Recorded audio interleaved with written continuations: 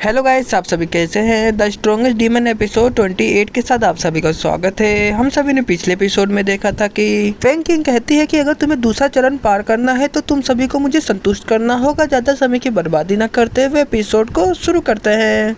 हमें एपिसोड के शुरू में फैंग किंग का सीन दिखलाया जाता है। फैंग किंग की ऐसी बातें सुनने के बाद युनबो और रोमा बहुत ज़्यादा परेशान हो जाती हैं। डीमन लॉर्ड फैंग किंग से कहता है कि क्या तुम मुझे बता सकती हो कि मैं तुम्हें संतुष्ट कैसे कर सकता हूँ। फैंग किंग कहती है कि यह तुम्हारी परफॉर्मेंस पे निर्भर है। यह सभी बातें सुनने के बाद डीमन लॉर्ड परेशान होते हुए कहता है कि क्या मुझे दोबारा से डिलीवरी कार करना होगा।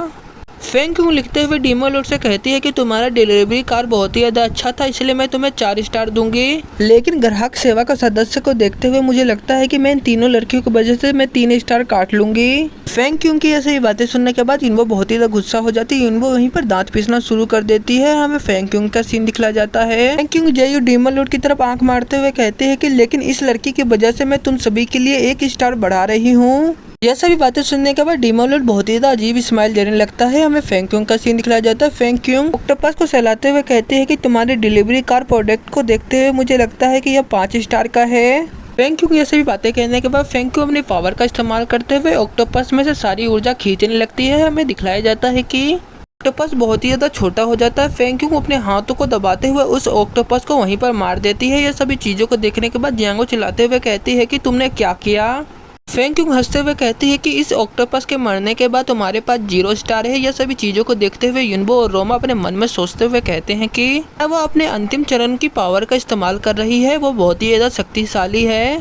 फैंग किंग बहुत ही ज़्यादा अजीब हरकत करते हुए कहती है कि अरे अब तुम सब क्या करोगे। इस दौर को पार करने के लिए तुम्हारे पास 5 स्टार होना चाहिए, तुम 3 स्टार के लिए यहाँ पर क्या करने वाले हो। फैंग किंग की ऐसी भी बातें सुनने के बाद जियांगो बहुत ही ज़्यादा गुस्सा होते हुए कहती है कि सीनियर तुम क्या कहने की कोशिश कर रही हो। फैंग किंग कहती है कि आज मैं अच्छे मूड में हूँ, इसलिए मैंने 3 स्टार को पहले ही छुपा दिया है। अगर तुम 3 स्टार को खोज लेते हो तो वो 3 स्टार तुम्हारा होगा और तुम इस प्रतियोगिता से पास हो जाओगी।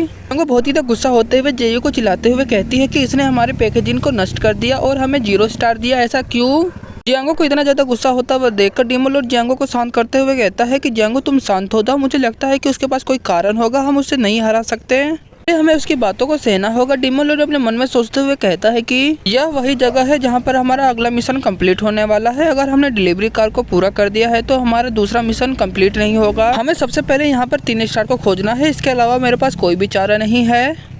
फैंग किंग उन सभी की तरफ देखते हुए कहती है कि मैं तुम सभी को बता दूं कि दूसरे पड़ाव के लिए प्लेयर की संख्या सीमित है। अगर तुम सभी यहीं पर रुककर अपना समय को बर्बाद करते हो तो हो सकता है कि दूसरे प्लेयर इस राउंड को कब का ही कंप्लीट कर चुके होंगे। कौन जानता है, अगर तुम सभी यहाँ पर अपना समय को बर्बाद करते हो तो प्रतियोगिता स्टार्ट होने से पहले तुम सभी को डिस्क्वालीफाइड कर दिया जाएगा।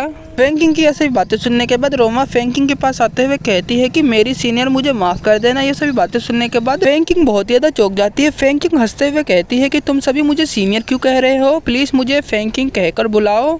यह सभी बातें सुनने के बाद रोमा कहती है कि सीनियर फैंग किंग, क्या आप हमें 3 स्टार के बारे में नहीं बता सकते, आपने जो 3 स्टार छुपाया है। यह सभी बातें सुनने के बाद फैंग किंग बहुत ही ज्यादा जोर से हंसने लगती है। फैंग किंग का हंसता हुआ देखकर युनबो, रोमा और जियांगो, जेयू, डीमन लॉर्ड बहुत ही ज्यादा चौंक जाते हैं। फैंग किंग हंसते हुए कहती है कि अगर मैं तुम सभी को 3 स्टार के बारे में बता देती हूँ तो आने वाले प्लेयर के बारे में क्या होगा, तुम सब अकेले नहीं हो। फैंग किंग अपनी बातों को जैसे ही खत्म करती है हमें दिखलाया जाता है कि फैंग किंग की छत पर एक जोरदार धमाका होता है। हमें दिखलाया जाता है कि धमाके में से एक आदमी निकलते हुए कहता है कि मैंने अपना डिलीवरी कार कर लिया।